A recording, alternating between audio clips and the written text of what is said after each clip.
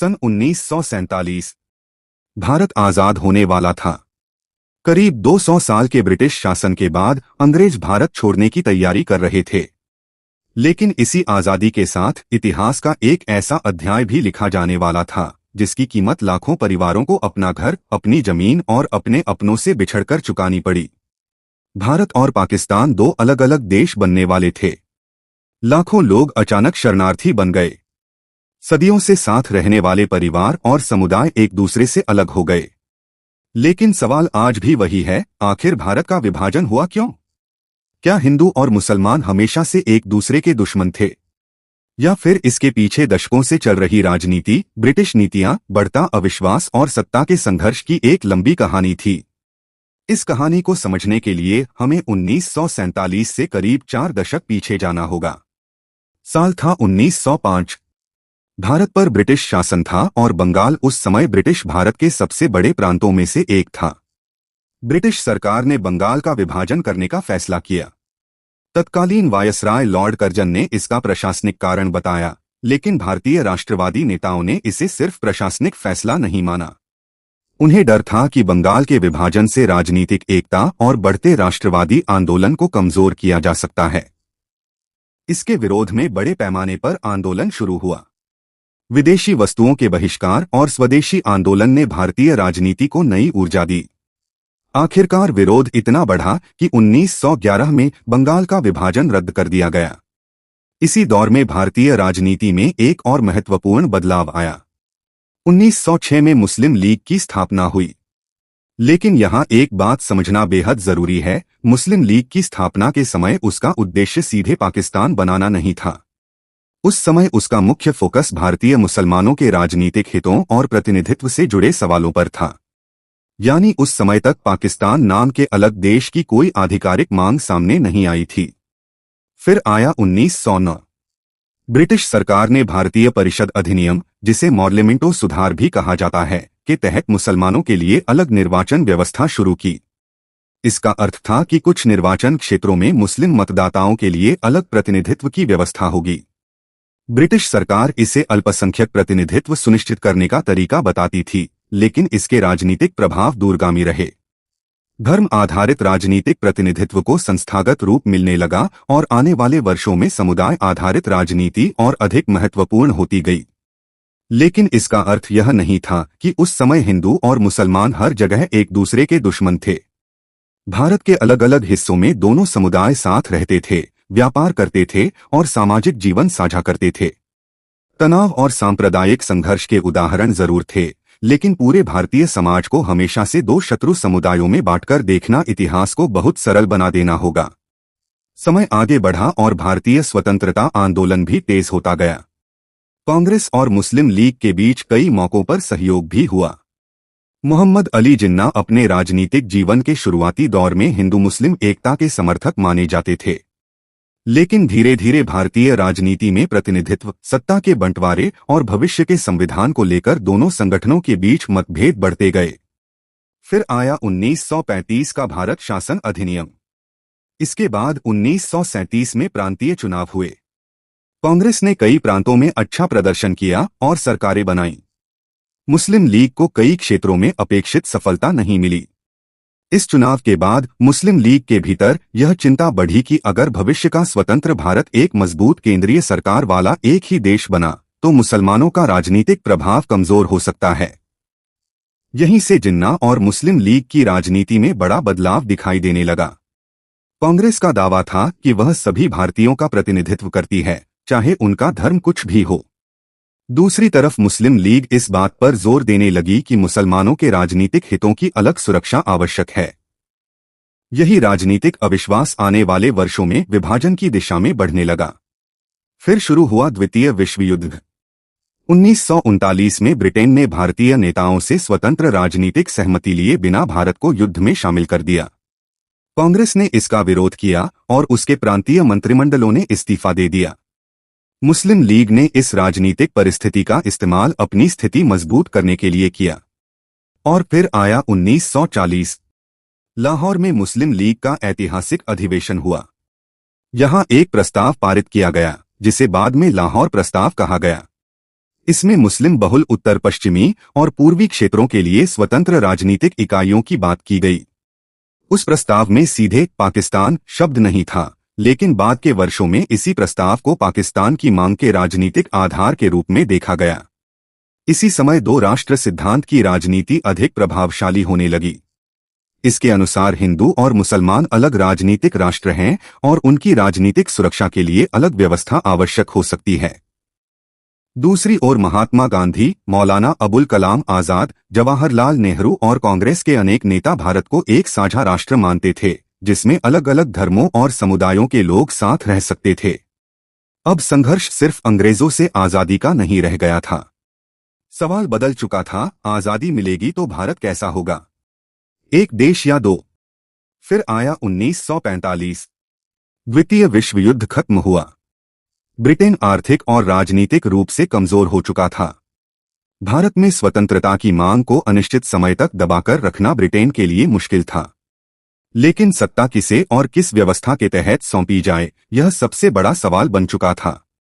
इसी सवाल का समाधान खोजने के लिए 1946 में कैबिनेट मिशन भारत आया। मिशन की कोशिश थी कि भारत को एकजुट रखा जाए, लेकिन साथ ही प्रांतों और समुदायों की राजनीतिक चिंताओं का भी समाधान किया जाए। एक जटिल संवैधानिक योजना सामने आई। शुरुआत में समझौते की संभावना दिखाई दी, लेकिन कांग्रेस और मुस्लिम लीग के बीच योजना की व्याख्या और सत्ता की संरचना को लेकर मतभेद बढ़ते गए। आखिरकार यह प्रयास सफल नहीं हो सका। फिर आया 16 अगस्त 1946। मुस्लिम लीग ने पाकिस्तान की मांग के समर्थन में डायरेक्ट एक्शन डे का आह्वान किया। इसके बाद कलकत्ता में भयंकर सांप्रदायिक हिंसा हुई। आने वाले महीनों में हिंसा बंगाल, बिहार, पंजाब और दूसरे क्षेत्रों तक फैल गई। अब स्थिति सिर्फ नेताओं के बीच राजनीतिक बहस नहीं रह गई थी। हिंसा आम लोगों के घरों तक पहुंच चुकी थी। लोगों का एक दूसरे पर भरोसा टूट रहा था और परिवार अपने भविष्य को लेकर डरे हुए थे। इसी बीच ब्रिटेन ने फरवरी 1947 में घोषणा की कि भारत में सत्ता हस्तांतरण किया जाएगा। इसके बाद लॉर्ड लुई माउंटबेटन भारत के आखिरी वायसराय बनकर आए। उनके सामने बेहद कठिन चुनौती थी, क्या भारत को एकजुट रखा जा सकता है? कांग्रेस और मुस्लिम लीग के बीच बातचीत हुई और कई विकल्पों पर विचार किया गया, लेकिन मुस्लिम लीग पाकिस्तान की मांग पर अड़ी रही। कांग्रेस के सामने भी बेहद कठिन परिस्थिति थी। लगातार बढ़ती हिंसा और राजनीतिक गतिरोध के बीच उसके नेताओं को डर था कि सत्ता हस्तांतरण में देरी हुई तो हालात और ज्यादा खराब हो सकते हैं। आखिरकार 3 जून 1947 को माउंटबेटन योजना सामने आई। योजना के तहत ब्रिटिश भारत के विभाजन का रास्ता स्वीकार किया गया। ब्रिटिश संसद ने इंडियन इंडिपेंडेंस एक्ट 1947 पारित किया, जिसके तहत भारत और पाकिस्तान दो नए डोमिनियन बनने वाले थे। कांग्रेस ने भारी मन से विभाजन स्वीकार किया। महात्मा गांधी व्यक्तिगत रूप से विभाजन के विरोध में थे, लेकिन उस समय कांग्रेस नेतृत्व के सामने सत्ता हस्तांतरण, सांप्रदायिक हिंसा और राजनीतिक गतिरोध जैसी गंभीर परिस्थितियां थीं। लेकिन कहानी अभी खत्म नहीं हुई थी। अब सबसे बड़ा सवाल था, सीमा कहां खींची जाएगी? इसके लिए ब्रिटेन ने सर सिरिल रैडक्लिफ को जिम्मेदारी दी। रैडक्लिफ इससे पहले कभी भारत नहीं आए थे। उन्हें बेहद कम समय में नक्शों, जनसंख्या के आंकड़ों, प्रशासनिक सीमाओं और अन्य कारकों के आधार पर पंजाब और बंगाल की नई सीमाएं तय करनी थीं। इससे बनी सीमा को बाद में रैडक्लिफ लाइन के नाम से जाना गया। लेकिन नक्शे पर खींची गई एक रेखा सिर्फ जमीन को नहीं बांट रही थी, वह लोगों की जिंदगी बांट रही थी। किसी का खेत एक तरफ रह गया और घर दूसरी तरफ। किसी की दुकान एक देश में थी और परिवार दूसरे देश में। और फिर आया अगस्त 1947। 14 अगस्त को पाकिस्तान स्वतंत्र हुआ और 15 अगस्त को भारत स्वतंत्र हुआ। लेकिन स्वतंत्रता की खुशी के साथ उपमहाद्वीप के करोड़ों लोगों के सामने एक अभूतपूर्व संकट खड़ा था। जब लोगों को पता चला कि उनका गांव, शहर या जिला अब दूसरे देश का हिस्सा बन गया है, तो बड़े पैमाने पर पलायन शुरू हुआ। हिंदू और सिख परिवार पाकिस्तान से भारत की ओर आने लगे और मुस्लिम परिवार भारत के कई हिस्सों से पाकिस्तान की ओर जाने लगे। यह सिर्फ एक राजनीतिक सीमा परिवर्तन नहीं था, यह इंसानों का समुद्र था। ट्रेनें शरणार्थियों से भर गईं। सड़कों पर काफिले निकल पड़े। लोग अपने साथ जितना सामान उठा सकते थे उतना लेकर चल पड़े। लेकिन हर कोई अपनी मंजिल तक सुरक्षित नहीं पहुंच पाया। कई जगह हिंसा हुई, परिवार बिछड़ गए, गांव उजड़ गए, महिलाओं और बच्चों सहित आम नागरिकों ने भयावह हिंसा झेली। पार्टीशन के दौरान कितने लोग मारे गए, इसका कोई एक सर्वमान्य आंकड़ा नहीं है। अलग अलग इतिहासकारों के अनुमान अलग हैं। मौतों के अनुमान लाखों में लगाए गए हैं, जबकि लगभग 1 से 1.5 करोड़ लोगों के विस्थापित होने का उल्लेख मिलता है। इसलिए किसी एक निश्चित संख्या को अंतिम सत्य बताना उचित नहीं होगा। लेकिन आंकड़ा चाहे जो हो, त्रासदी की विशालता को सिर्फ संख्याओं से नहीं समझा जा सकता, क्योंकि हर संख्या के पीछे एक परिवार था, एक मां थी, एक बच्चा था, एक पिता था, एक घर था और एक ऐसी जिंदगी थी जो शायद कभी वापस नहीं आई। 1947 का विभाजन सिर्फ भारत और पाकिस्तान की सीमा खींचने की कहानी नहीं है। यह कई दशकों की राजनीतिक प्रक्रियाओं, ब्रिटिश औपनिवेशिक नीतियों, अलग निर्वाचन व्यवस्था, कांग्रेस और मुस्लिम लीग के बीच बढ़ते राजनीतिक मतभेद, प्रतिनिधित्व की चिंता, लाहौर प्रस्ताव, 1946 की राजनीतिक विफलताओं और सांप्रदायिक हिंसा के बीच पैदा हुई उस परिस्थिति की कहानी है जिसमें अंततः विभाजन को स्वीकार किया गया। और शायद सबसे जरूरी बात यह है कि इस इतिहास को सिर्फ एक धर्म दूसरे धर्म के खिलाफ था जैसी सरल कहानी में बदल देना सही नहीं होगा, क्योंकि 1947 की कहानी में राजनीतिक फैसले थे, औपनिवेशिक नीतियां थीं, नेताओं के मतभेद थे, आम लोगों का डर था और सबसे बढ़कर एक ऐसी हिंसा थी जिसने दोनों तरफ के लोगों को तबाह किया। भारत आजाद हुआ, पाकिस्तान भी अस्तित्व में आया, लेकिन लाखों लोगों के लिए आजादी का वह दिन सिर्फ जश्न नहीं था, वह एक विदाई भी थी, किसी अपने शहर से, किसी अपने गांव से, किसी पुश्तैनी घर से और कभी कभी अपने ही परिवार के किसी सदस्य से।